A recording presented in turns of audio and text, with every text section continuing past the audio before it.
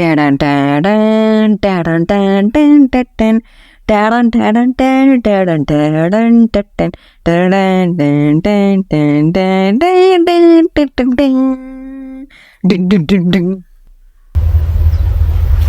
Wait a minute.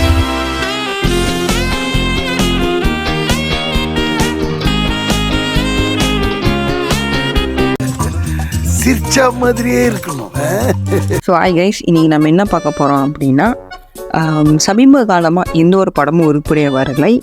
So அதனால் நான் சின்ன வயசுலனா இப்போயும் எனக்கு சின்ன வயசா, அதை விட இன்னும் கொஞ்சம் சின்ன வயசாக நான் போயிட்டு நல்லா வாயில வந்து ஒரு சில படங்களை பார்த்துக்கிருக்கேன். அதாவது வீக்கெண்ட்ஸ் வந்துட்டு ஒரு சில படங்களை பார்ப்பேன்.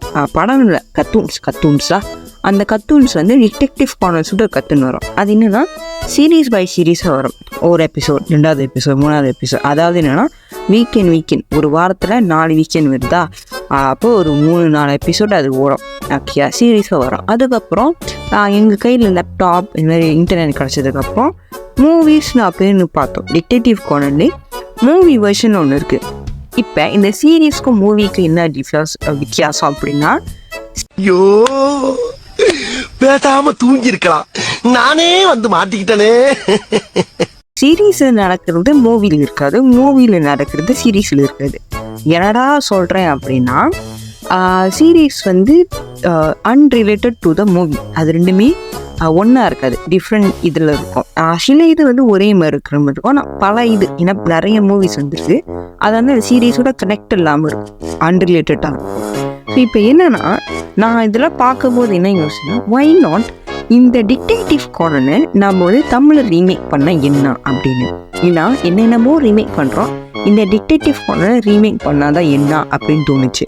ஐயோ சாமி, வேற கூட்டு போங்கடா, கோவத்துல போட்டுற போறேன்.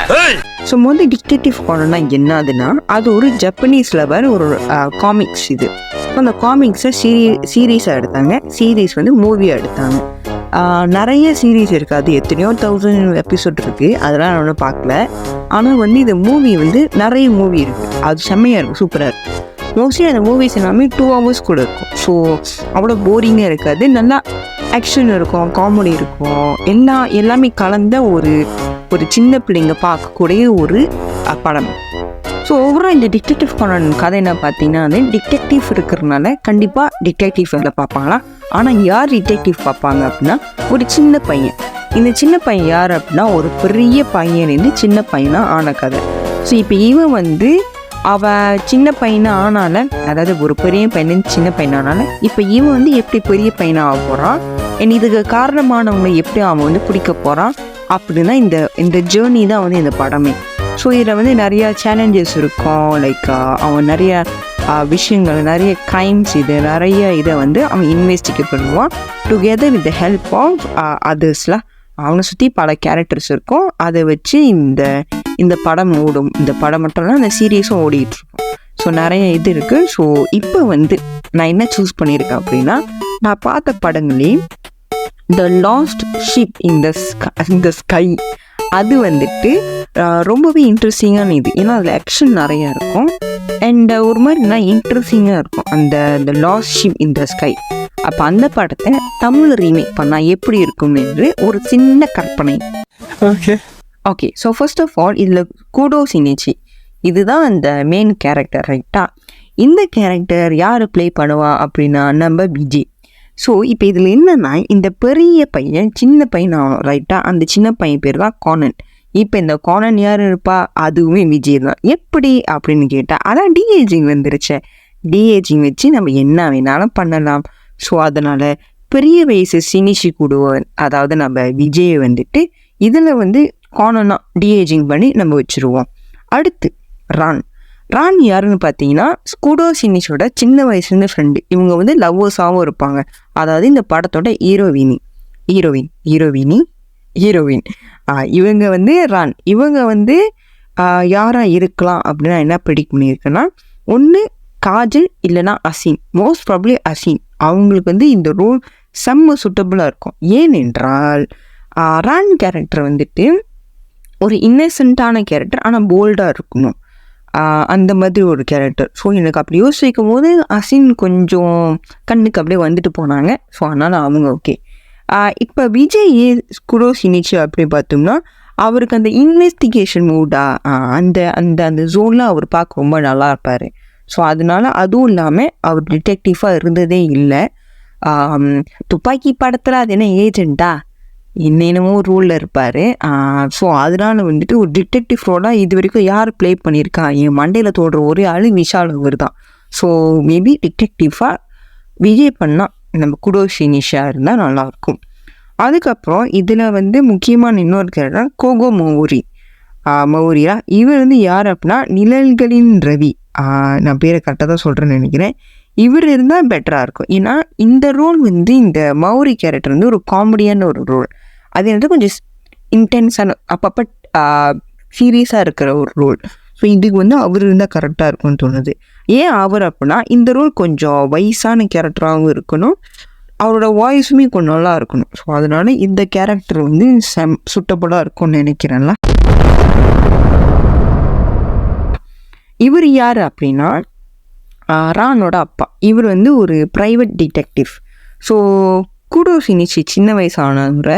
ஸோ நம்ம கதைப்படி பார்த்தாக்கா பெரிய விஜய் அவர் அந்த பெரிய டிடெக்டிவ் விஜய் வந்துட்டு சின்ன டிடெக்டிவ் விஜய் ஆகிட்டாருன்னா அவர் வந்துட்டு இந்த குடோ ஷினிச்சியா நம்மளோட கோகோ மௌரியும் ரான் வீட்டில் தான் இருப்பார். ஏன்னா அவருக்கு அம்மா அப்பா இருக்காதுன்னு சொல்லிட்டு அவங்க வீட்டில் தான் இருப்பார். ஸோ அதுக்கப்புறம் யாருன்னா ஹைபரா யாருன்னா இதே கதை தான் நம்ம குடோ ஷினிச்சிங்க நடந்த ஃபீமேல் வேர்ஷனோட கதை. ஆனால் இவங்க வந்து ஒரு சயின்டிஸ்ட்.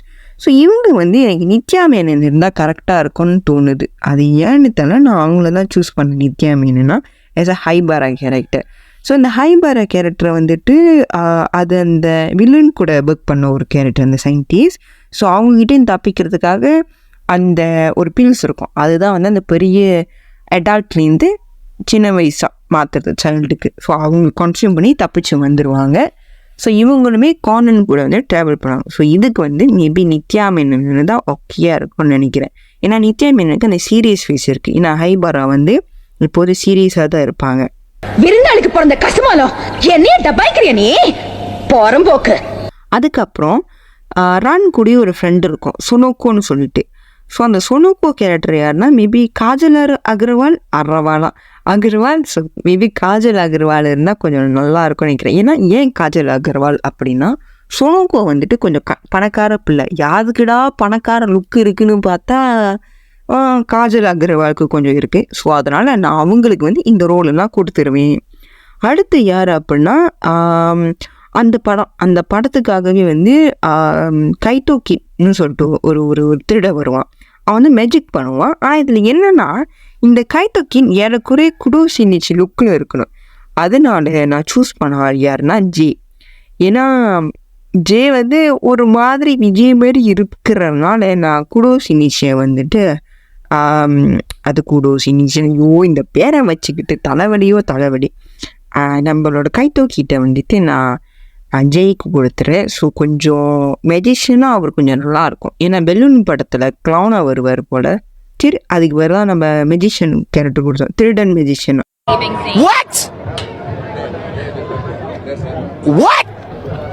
அதுக்கப்புறம் நம்ம குடோ ஷினிச்சி கூட ஒரு ஃப்ரெண்டு இருப்பார், அவர் பேர் ஹத்தோரிக்கு வேணால் நம்ம விக்ரண்ட் கொடுத்துருவோம். ஏன்னா அந்த ஹத்தோரி கேரக்டர் வந்துட்டு லைட்டாக பார்க்குறதுக்கும் இந்த படத்தில் என்னென்னா லைட்டாக எல்லாருமே பார்க்க வந்துட்டு ஒரே மாதிரி இருப்பாங்க. ஸோ ஹத்தோரி கேரக்டருமே நம்ம வந்து பார்க்குறது ஒரே மாதிரி இருக்கிறனால விக்ரந்த் கொடுத்துருமே, ஏன்னா அவருமே பார்க்க ஒரே மாதிரி இருப்பார். ஸோ இவ்வளோ தான் இந்த கேரக்டர்ஸ்லாம். வழியாக இருக்குது. ஸோ இந்த ஓவரால் இந்த லாஸ்ட் இந்த ஷிப் இந்த கதை என்னன்னா வந்துட்டு ஹைஜேக்கிங் நடக்கும். ஹைஜேக்கிங் நடக்கும் அப்படின்னா ஒரு பறக்கிற பெலூனை வந்துட்டு அவங்க வந்துட்டு டெரரிஸ்ட் வந்துடுவாங்க. ஸோ டெரரிஸ்ட் வந்துட்டு என்ன மிரட்டுவாங்க அப்படின்னா நாங்கள் இந்த இடத்துல லேண்ட் பண்ண போகிறோம், அதாவது இறங்க போகிறோம். ஸோ இந்த இடத்துல இருக்கிற மக்கள் எல்லாமே போயிடணும்னு. ஆனால் ஆக்சுவல் பர்பஸ் என்னென்னா அந்த இடத்துல இருக்கிற சிலைகளை கடத்தணும். ஸோ அதுதான் அந்த ஹைஜேக்கிங்கோட மெயின் நோக்கமே.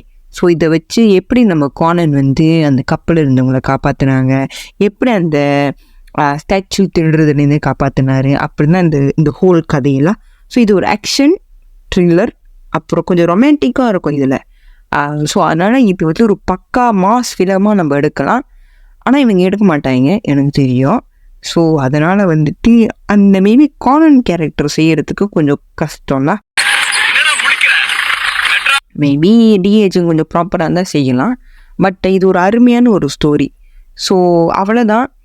இது ஒரு ஒப்பீனியன் மட்டுமே, ஒரு கற்பனை மட்டுமே. இது நடக்காது. ஆனால் நடந்தால் கொஞ்சம் இன்ட்ரெஸ்டிங்காக செய்கிற மாதிரி இருக்கணும். மேபி அதில் வர அந்த கத்தூன் மாதிரியே செஞ்சிட்டா பரவாயில்ல. ரியல் லைஃப் கேரக்டர் வச்சு செஞ்சால் படம் மொக்கையாக தான் இருக்கும்னு நினைக்கிறேன். ஸோ அவ்வளோதான் இன்னைக்கு. Bye bye, tata. I won, brother. I won. And you lost. You lost, you damn it. You lost.